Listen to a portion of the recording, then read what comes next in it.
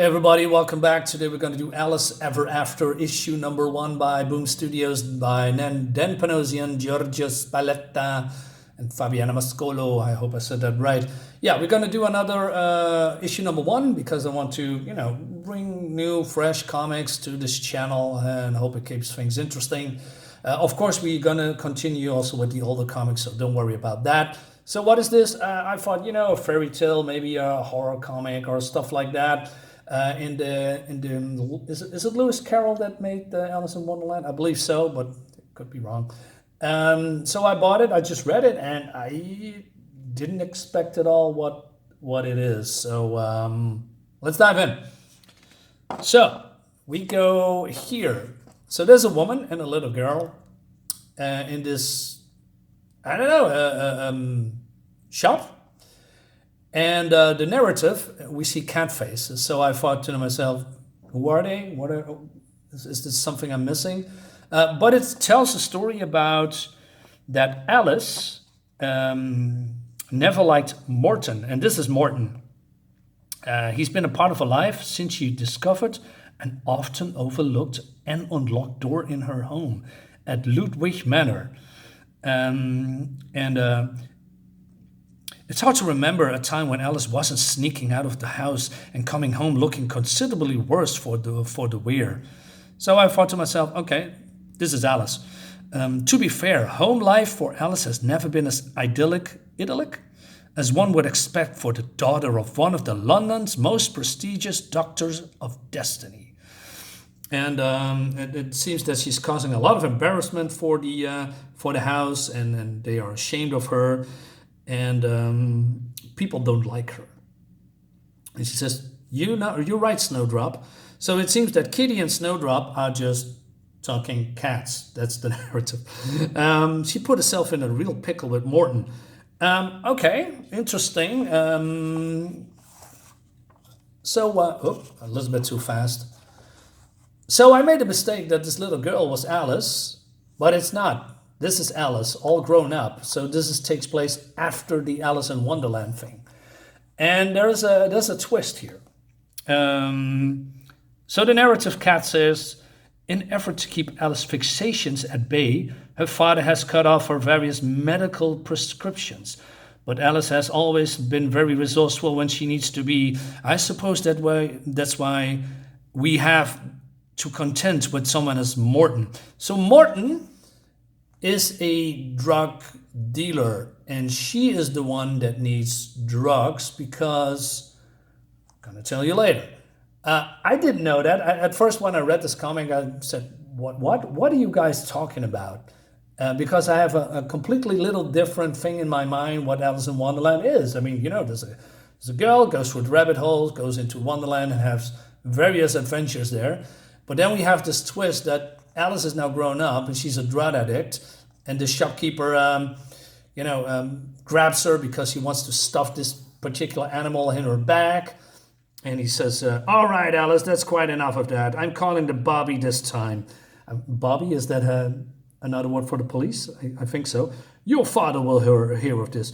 Oh, it's not what you think. It's not for me. I was going to pay for it. I swear, sir. So the shopkeeper says, I know it's not for you. You're far too old for dolls these days. My guess is that you were selling it on the streets with your weaselly friend waiting outside. I know the score.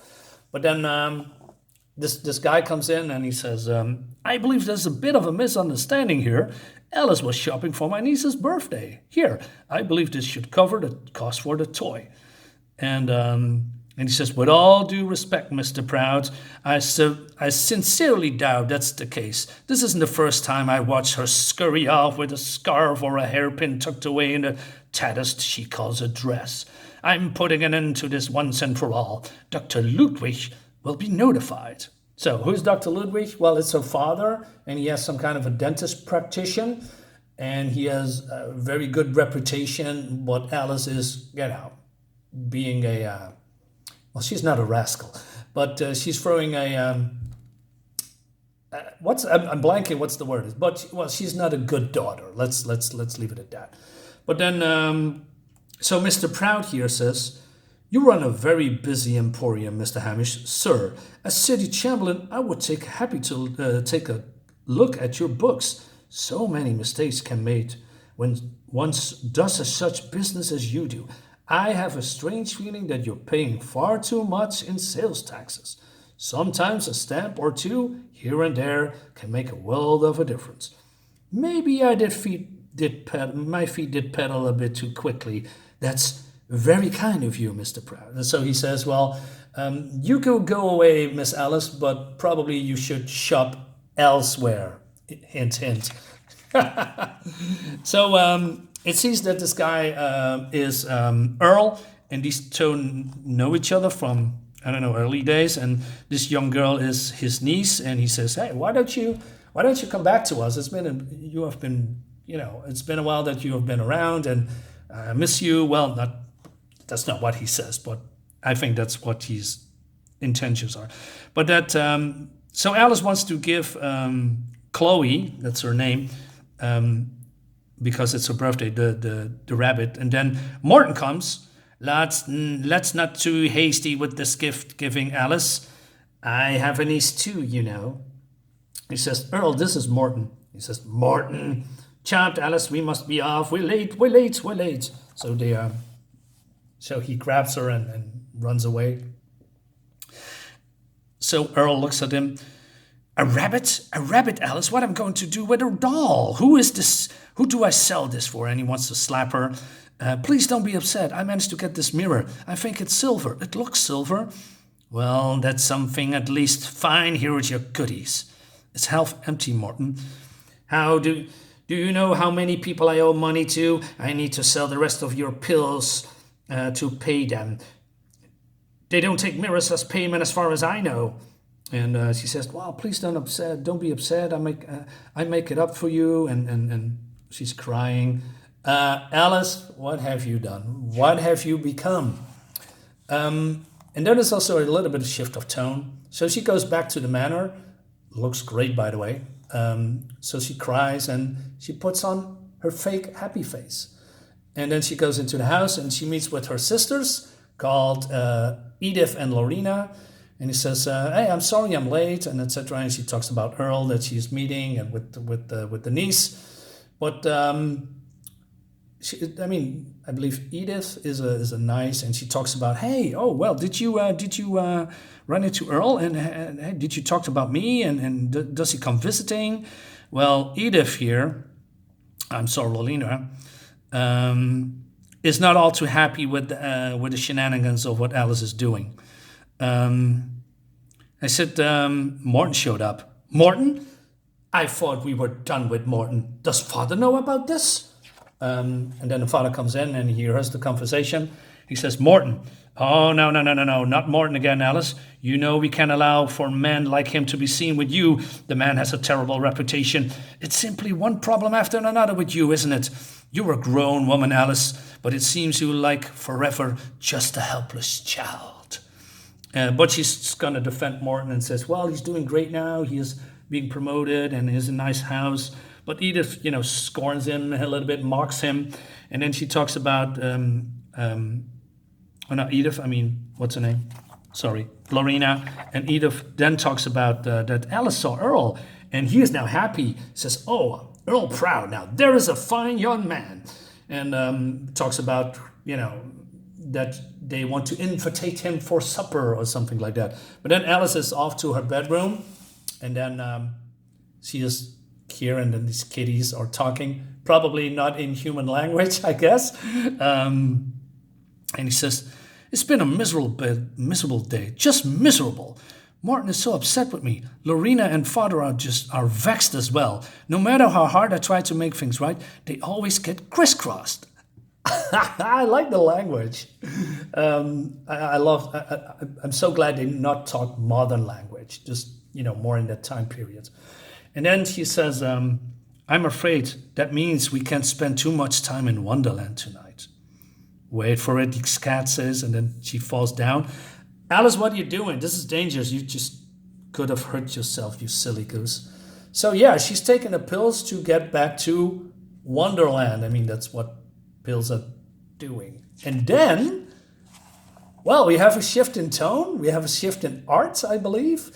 And it looks freaking great. So she's back in Wonderland, and she's meeting all with her friends, with the Mad Hatter and the bunny and the rabbit and I don't know how many. And she is now, I don't know, it's a birthday, but they're talking about her unbirthday. And she and all these creatures are getting her presents, and she's opening up, and it's a bunny, and she's so happy with that. And then it seems that all of them accidentally gave them bunnies, and she says, "Oh, you are too sweet, far too sweet." She says, "I'm not a little girl anymore. I make sure all of these wonderful gifts find proper homes. I promise you." So what's going on here? And then, I don't know, Earl shows up, says hello, and they sing, and they are sitting here and drinking tea, and they're talking about this rabbit and about his niece, etc. And then he says, "Did you hear that? A knocking sound. Knock, knock." "Knocking? It must be your imagination. Do you see a door anywhere?" And then she wakes up because her father's, on her doorstep, or not doorstep, but on the room. It's just knocking. He says, "Does she think we are daft? She's at it again. I know she is," says her father. "Nothing's changed, father. It's only get worse, I fear. I tried talking to her. I may be as well speaking to a sidewalk. She won't hear any of it." And he says, "Well, yeah, people are starting to talk, and that's not what I want. And what if the royal family catches wind of her behavior? Our welfare is at stake, and with it, everything this family stands for. The outrage is real." I've witnessed the whispering firsthand, and it makes my stomach turn. But then Edith comes in and says, "Alice has always been this way, ever since she was little. What I mean is, every child I knew took the same medicine you gave us, but Alice seems to require more. I never understood why. I still don't. Do you, father?" He says, "Who knows? Who knows? I fix teeth, not the depraved." So he says, "All I do know that is something has to be done about this, and something has to be done quickly." But then Alice slips outside because her cravings are starting again, and I must say the colors looks really nice, but Edith is looking, art is gorgeous in my opinion. So she goes outside, and Edith is following her because she now is going to the, what does it say? Scort Heart Hospital for the Unwell? What? That's crazy. Yeah, that's not a good look. So Alice meets up with Morton again, and because he needs the pills, and he says, "You wanted to see me, or wanted to me of your precious pill? I'm meeting with very dangerous man. Now, get behind those hedges and stay out of my way." And "Morton, we're waiting." And he says, "Well, I'm sorry, I didn't know you were here." And "Shut up, do you know the money you owe us?" I do, I just, not all of it." "That's a shame, Morton. We all live in an all or nothing world." And I thought, okay, where is this going? Well, they stab him to death. And it looks great. Also the lighting effect here with the red on the back. It's just great. It's bleeding out. And they say, well, what do you know? He did have most of it after all. And then the cops come and they're running off. Well, Morton hears dead. I didn't expect that at all. So she still has the bottle in her hands, and she's running away, and she knows that she still has one bottle, which is a little bit, look, so she's wandering the streets, by the way, and she says, "Oh, Morton," but she's quickly forgotten Morton because her cravings are starting to get back, or how do you say it? She needs more pills. So instead of mourning for Morton, which she doesn't, she goes onto the streets and asking a couple of people, all, including this guy that wants to, I don't know, stab her. And, there's a hooker here. And then this guy said, "Hey, you need to go there because I know of people that can sell you pills." So she goes there in the streets, meeting up with those guys. And it's the same guys that killed Morton. So she's running away back to the house. And look at this. This is cool. I mean, I love the hand-drawn house with the lighting and also the trees, feels like the wind is blowing. Really well done. Also, the color scheme on the back were very dreary and ominous, if you will. Yeah, this is weird. This is something else. So she's going back to her house, and she's here in her sleeping room, and Edith is here, and she says, "I heard about Morton. I'm sorry, Alice. I know it must be hard on you, but you're still loved. Kitty and Snowdrop, they love you too, and I can tell they missed you." So she's playing with the cats, and I don't know. And Edith still tries to comfort her, but then she has an idea. So instead of a light bulb, we see a candle. So, but the next day, this is a nice reference. Oh, I didn't see this at all. Oh, this is cool. Are there more of that? Wait a minute, I have to check that out. More. Oh, this is the. No, it's still more. This is cool. So there's some more hidden. How do you say? Easter eggs, maybe. Not entirely sure. This is it for now. Oh, but that's cool. So there's these guys are saying, "Hello there. We're here to collect Alice Ludwig, ma'am." "Come in, gentlemen," says Edith. I believe she's in her. Well, it's not Edith. It's the other sister. Why am I forgetting her name all the time? Freya, Lorena. Sorry. So, but Edith says, "Father, where are they taking her? You mustn't let them take her, please, Father.